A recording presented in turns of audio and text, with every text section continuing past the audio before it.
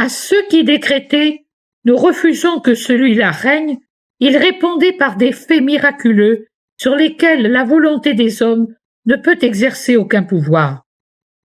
Il répondit par sa résurrection et son ascension. Il leur montrait ainsi que s'ils avaient pu le tuer, ce fut parce qu'il l'avait permis dans un but d'amour infini, mais qu'il est le roi d'un royaume où la puissance est infinie, puisqu'il peut, par lui-même, se ramener à la vie et s'élever au ciel, même en tant qu'homme véritablement charnel, auprès de son Père. En attendant de pouvoir accorder à ses élus le royaume des cieux, il leur donne la paix, cette paix qui est, avec la charité, l'aura de son royaume céleste et qui émane de lui. Il est en effet celui qui est le prince de la paix et, pour donner aux hommes la paix de la réconciliation avec Dieu, il est venu sur la terre, lui qui est l'être éternel, prendre chair, sang et âme pour les unir hypostatiquement à sa divinité et accomplir le sacrifice parfait qui a apaisé le Père. Ce sacrifice est parfait, puisque la victime immolée, afin d'effacer le péché de l'humanité et l'offense qu'elle avait faite à Dieu, son Créateur, était véritablement chair pour pouvoir être immolée. Une chair innocente et pure, mais aussi véritablement Dieu. Par conséquent, son sacrifice fut parfait, suffisant et capable de laver la tache et de restituer la grâce, capable de nous rendre à nouveau citoyens du royaume de Dieu et serviteurs, non par esclavage, mais par un sacerdoce spirituel qui rend hommage et culte à Dieu et œuvre à l'extension de son royaume, pour que des âmes en abondance viennent à la lumière et à la vie. Cette vie est immortelle aussi pour la chair ressuscitée des justes, et il nous en prouva la véracité par sa résurrection après sa mort, lui, le vivant, devenant ainsi le premier-né d'entre les morts, de ceux qui reprendront au dernier jour la chair dont ils s'étaient dépouillés pendant des millénaires, des siècles ou des années, pour jouir avec elle, cet objet d'épreuve, de combat et de mérite sur la terre, de la joie inexprimable de la connaissance de Dieu et de ses perfections. Premier-né d'entre les morts. À la lecture de cette phrase, une certaine confusion s'établit dans la pensée du lecteur peu formé, une sorte de doute y apparaît et une question s'ensuit. N'y a-t-il donc pas ici quelque erreur ou quelque contresens, puisque le premier-né est Adam, premier-né à la vie de la grâce, au point que le Christ est dit « nouvel Adam » ou « second Adam » ?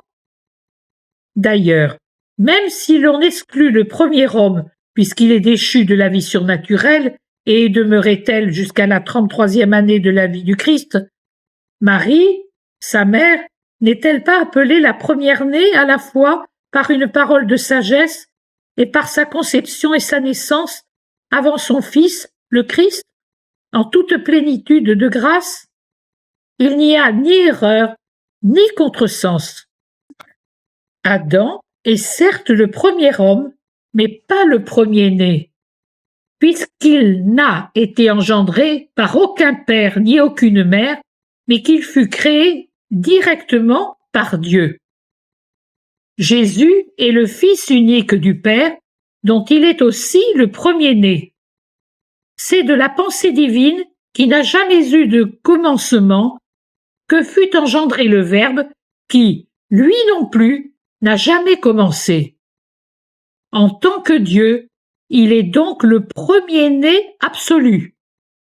Il est également le premier-né en tant qu'homme, bien qu'il soit né de Marie, dite à son tour première-née, par la sagesse et par l'Église. Car, par sa paternité de Dieu, le Père, il est le vrai premier-né des enfants de Dieu, non par participation, mais par génération directe.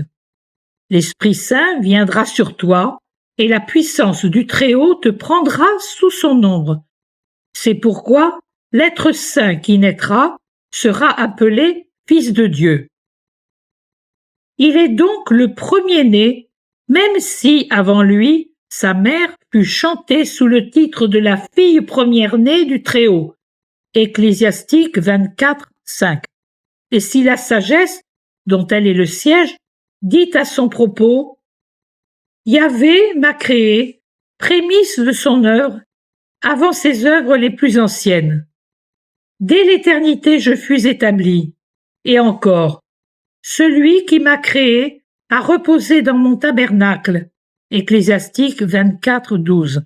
Il est le premier-né parce que si, par privilège particulier, sa mère est très sainte et très pure, le Fils est infiniment saint, infiniment pur et supérieur, infiniment supérieur à sa mère en tant que Dieu.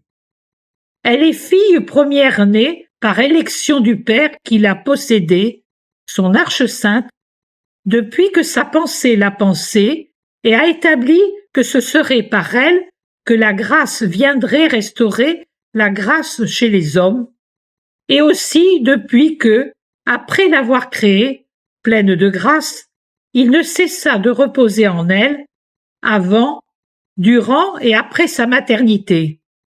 Elle fut vraiment pleine de grâce, puisque immaculée, toujours pleine de grâce, rendue féconde par la grâce.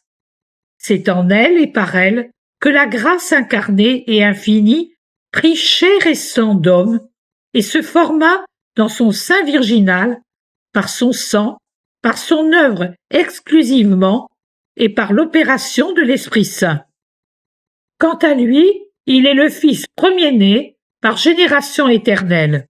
C'est en lui que le Père a vu toutes les choses futures, pas encore créées, les matériels et les spirituels, parce que c'est dans son Verbe que le Père voyait la création et la rédemption, toutes deux accomplies par le Verbe et pour lui. Admirable mystère de Dieu. L'immense sème, non d'un amour égoïste, mais d'un amour actif, tout-puissant et même infini. Et c'est seulement par cet acte qu'il engendra son Verbe, en tout égal au Père, hormis la distinction des personnes. Car si Dieu est un et trine, en d'autres termes, une admirable unité à trois faces, pour ainsi dire, et pour rendre claire cette explication aux personnes non instruites, c'est aussi une vérité de foi que ces trois faces sont bien distinctes. Théologiquement, il y a donc un seul Dieu et trois personnes en tout égales par la divinité, l'éternité, l'immensité, la toute-puissance, mais sans confusion entre elles.